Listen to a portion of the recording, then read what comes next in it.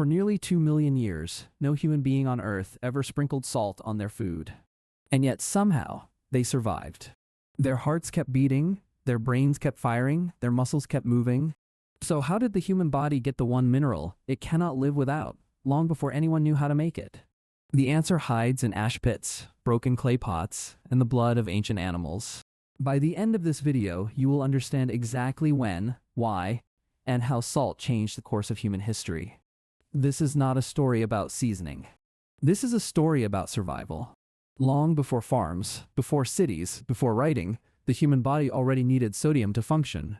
Every nerve signal, every muscle twitch, every heartbeat depends on it. But for most of our history, there was no salt shaker, no mine, no trade route. So where did that sodium come from? And when did humans finally learn to hunt for salt itself, not just the animals that carried it? We will trace this story from the blood of ancient prey animals in Kenya to a fortified salt town in Bulgaria to a Roman ledger recording exact liters of salt. Along the way, we will separate the real science from the myths that most people still believe. Let's start at the very beginning, with a world that had almost no added salt at all. Nearly 2 million years ago, in what is now Kenya, early humans were already eating meat rich in sodium. Archaeologists found butchered remains at a site called Fuji 20, and the animals were surprising. These early humans were eating fish, turtles, crocodiles, hippos, and rhinos. Every one of those animals carried natural sodium inside its blood and tissue. This meant hominins could get the sodium their bodies needed without any deliberate salt making at all. Modern science backs this up in a very specific way. Researchers estimate that inland hunter-gatherers consumed somewhere between 600 and 1,000 milligrams of sodium a day. Compare that to roughly 7,000 milligrams of potassium in the same diet. That means for every part of sodium, there were about 7 parts of potassium. Today, most modern diets have flipped that ratio completely upside down. But back then, this low sodium, high potassium pattern seemed to work just fine. Some hunter-gatherer groups took in as little as 0.1 grams of salt a day. Others, especially those living near the Arctic, consumed nearly 40 times more. The difference came down to one simple factor: what kind of environment they lived in. Coastal and river-based communities had it easier. Shellfish, fish, and marine animals are naturally salty, so sodium came built into the meal. Inland communities had a harder task. They relied on animal blood, organs, and marrow to fill the gap. Wild plants barely helped at all, since most contain almost no sodium. So for millions of years, the rule was simple: eat the animal, get the salt hidden inside it. No mining, no boiling, and no trade were needed at all. Just knowledge passed down about which animals, which organs, and which waters held the sodium a body needed to survive. But what about our closest ancient relatives, the Neanderthals? For a long time, people assumed Neanderthals were simple, brutish meat eaters. Chemical analysis of their bones tells a clearer story. Scientists studied stable isotopes, a kind of chemical fingerprint left behind by diet. The results were consistent across multiple sites. Neanderthals were top-level carnivores. Most of their protein came from large herbivores like deer, horses, and bison. That diet alone would have supplied a steady natural source of sodium. But carnivory does not tell the whole story. Traces of plants have been found stuck in the dental plaque of Neanderthal teeth. Ancient coprolites, which are fossilized droppings, also show plant material. This means Neanderthals were eating some plants too, even though the chemistry of their bones does not show it clearly. There is actually a biological reason plants had to be part of the diet. The human body cannot safely get more than around 35% of its energy from lean protein alone. Scientists call this the protein ceiling, and pushing past it can cause serious harm. So even the most meat-heavy ancient humans needed some fat or carbohydrate from other sources. This tells us something important about the salt question too. Neanderthals were not hunting for salt deposits. They were simply eating whole animals, blood included, and their bodies extracted what they needed. Sodium, in other words, was baked into the food itself, not sprinkled on top of it. So if ancient humans barely had access to added salt, why do modern humans crave it so strongly? The answer lies in millions of years of evolution under scarcity. Early humans lived mostly in hot African environments, where sweating was constant. Every time the body sweats, it loses sodium along with water. In a world where sodium was already rare, this created a dangerous problem. So the human body evolved powerful systems to hold on to whatever sodium it could find. The kidneys developed the ability to reabsorb sodium instead of letting it wash away. Hormonal systems, including one called the renin-angiotensin-aldosterone system, kicked in to protect sodium levels whenever they dropped. At the same time, the brain developed a strong, instinctive craving for salty tastes. This craving was not a flaw. It was a survival tool. In a world where sodium could mean the difference between life and death, wanting salt kept you alive. Heat exposure over time even trained the body to get better at conserving sodium through sweat.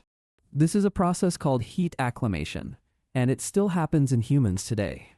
The problem is, evolution moves far slower than culture does.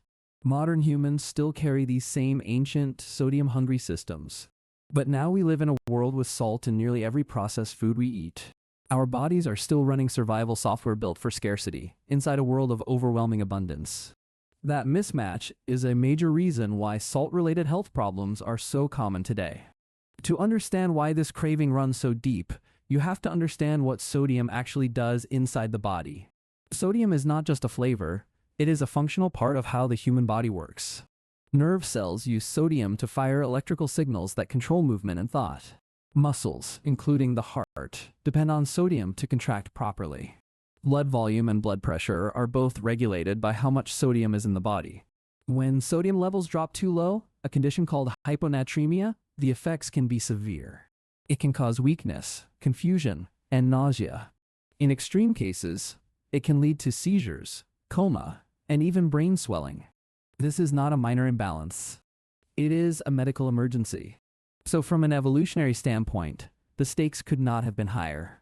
A body that could not manage its sodium levels simply would not survive long enough to reproduce.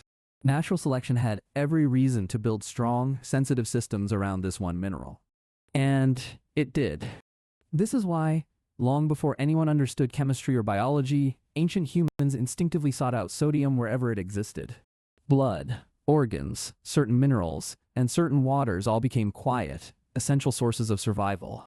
The craving came first.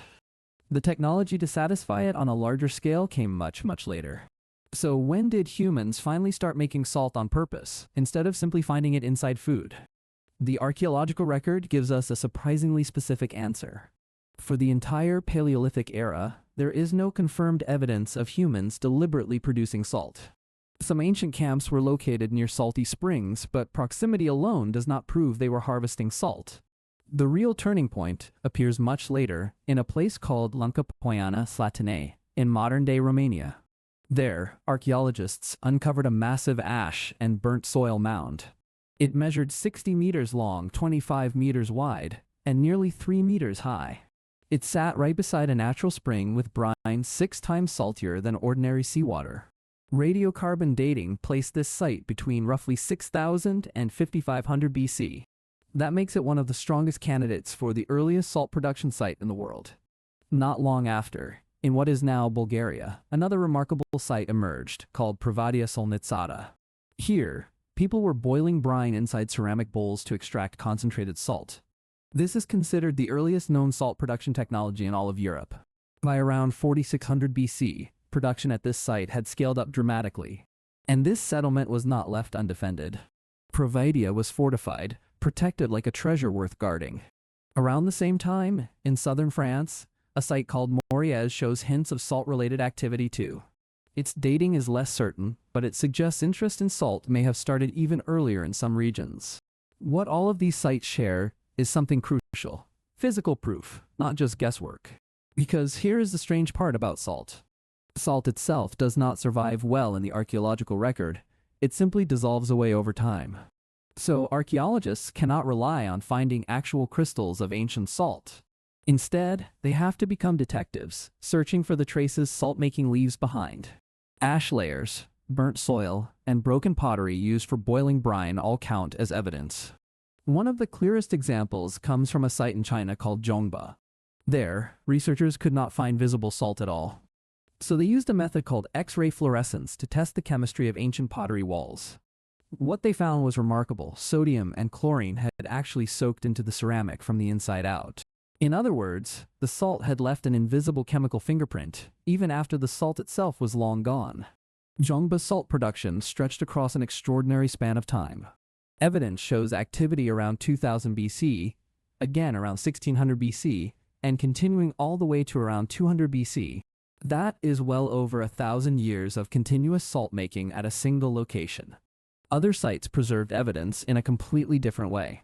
At Hallstatt, in modern-day Austria, salt mining reached what researchers call near-industrial scale by the Bronze Age. And because salt naturally resists decay, the mines preserved things that almost never survive from prehistory. Wooden ladders, sacks, textiles, tools, and even ancient human waste all survived inside the mine. Scientists studying that preserved waste found traces of blue cheese and beer in the miners' diet. It is an extraordinary level of detail for something so old. Salt did not just preserve food in the ancient world. In these mines, it accidentally preserved history itself. Piece by piece, these invisible clues rebuilt an entire chapter of the human story. So why did humans suddenly need to go looking for salt at all? The answer connects to one of the biggest turning points in human history, the invention of farming. When humans shifted from hunting animals to growing grain, something important changed in their diet. Meat, blood, and organs, the natural sources of sodium, made up a much smaller part of daily meals. Grain-based diets simply did not contain enough sodium on their own. This created a new kind of gap, one that nature could no longer fill automatically. At the same time, farming created brand new reasons to need concentrated salt. Livestock, especially cattle and sheep, also needed reliable sources of sodium to stay healthy. Salt became essential for preserving meat and fish, allowing food to last through winters and long journeys. It even carried cultural and ritual importance in many early farming societies. So agriculture did not create the human need for sodium. That need already existed, deep in our biology. What agriculture did was remove the easy, built-in sources our ancestors used to rely on. This left a gap that only concentrated, extracted salt could properly fill. And once that gap existed, it never really closed again. It set off a race to find, extract, and control this one essential mineral. Communities that sat near salt springs, salt lakes, or coastal flats suddenly held something incredibly valuable. Places like Prehistoric grew wealthy and heavily fortified almost overnight, historically speaking. Salt was no longer just a biological need. It was quickly becoming an economic weapon. In ancient Mesopotamia, salt had already become a serious administrative matter by the 3rd millennium BC. Official records list a profession known simply as the salt gatherer. One surviving temple text tracks an overdue delivery of 865.6 liters of salt. That is not a rough guess. That is a precise, bureaucratic accounting entry thousands of years old. Mesopotamian salt came from several different sources, including rock salt, natural salt pans, seawater, and even salt-rich plants. It could be produced through simple evaporation, careful pit processing, or by cutting dried salt straight from the ground. Meanwhile, in ancient China, the site at Zhongba connected salt production to something much bigger. Its output fed into growing regional trade between the upper and middle sections of the Yangtze River. Eventually, that salt helped supply expanding, ambitious states like Qin and Chu. Salt was not just feeding people. It was funding the rise of early empires. And in ancient Europe, at Prehistoric, researchers believe salt may have functioned almost like early money. It could be exchanged, valued, and used almost like a currency across regional trade networks. Even Rome, centuries later, built major industries around salt. Fish salting, meat preservation, and dye making all depended on large, steady salt supplies. For a long time, people assumed Rome operated a strict, empire-wide salt monopoly. Recent research tells a more nuanced story. Ownership of salt production sites was often private, civic, or controlled by temples, not the state alone. The popular idea that Roman soldiers were literally paid in salt is far more myth than proven fact. What is certain is this: from Mesopotamia to China to Rome, salt sat at the very center of ancient economic power. Whoever controlled salt controlled something every single person, rich or poor, absolutely needed. That kind of leverage is rare in human history. With a story this old, a few myths have crept in, so let's clear them up. Many people assume early humans always needed added salt just to survive. But multiple hunter-gatherer societies clearly thrived on extremely low salt intake, some well under a quarter gram a day. Others imagine Paleolithic humans constantly searching for salt deposits. In reality, the archaeological record shows no confirmed salt production anywhere in that era. There's also a common belief that Neanderthals ate absolutely nothing but meat. Dental plaque and ancient droppings prove otherwise, showing they also consume plants regularly. Some assume farming created the human body's need for sodium in the first place. That biological need is actually far older. Farming only removed the natural sources that used to satisfy it. Many people picture Rome running one single, unified salt monopoly across its entire empire. Ownership was often private or local instead, and the strict monopoly story is largely a modern exaggeration. And some assume going extremely low on salt is always completely harmless. In truth, severe sodium loss in the body can cause seizures, coma, and even death. The real story, as usual, is more complicated and far more interesting than the popular version. So here is the strange twist at the end of this story. Today, salt is everywhere, cheap, abundant, and available in nearly every meal we eat. And yet, the human brain still craves it as if it were desperately scarce. That craving was built over millions of years, shaped by real danger and real survival stakes. It does not simply switch off because the environment around us has changed. In evolutionary terms, a few thousand years of farming and industry is barely a blink. Our bodies are still running ancient survival software inside a completely modern world. This mismatch helps explain patterns we see in health today, including widespread high blood pressure. The same system that once kept our ancestors alive during sodium scarcity can now work against us during sodium excess. It is not a flaw in human biology. It is simply biology that has not caught up to the modern pantry. Every time a craving for something salty hits, it is echoing a survival instinct millions of years old. A hidden reminder of blood, marrow, and mineral springs our ancestors once depended on. Salt did not just shape human survival. It shaped migration, trade, power, and eventually, entire civilizations. And it all started with a simple biological need that had absolutely no easy answer. But this raises another question we have not answered yet. Once salt became this valuable, people did not just trade it peacefully. They built roads for it, taxed it, hid it, and in some cases, went to war over it. There is an entire hidden history of ancient salt routes, stretching across continents, some of which shaped borders that still exist today. That story is even stranger than the one you just watched. If you want to see exactly how one simple mineral quietly redrew the map of the ancient world, that video is waiting for you next. Because the story of salt does not end with survival. It only begins there.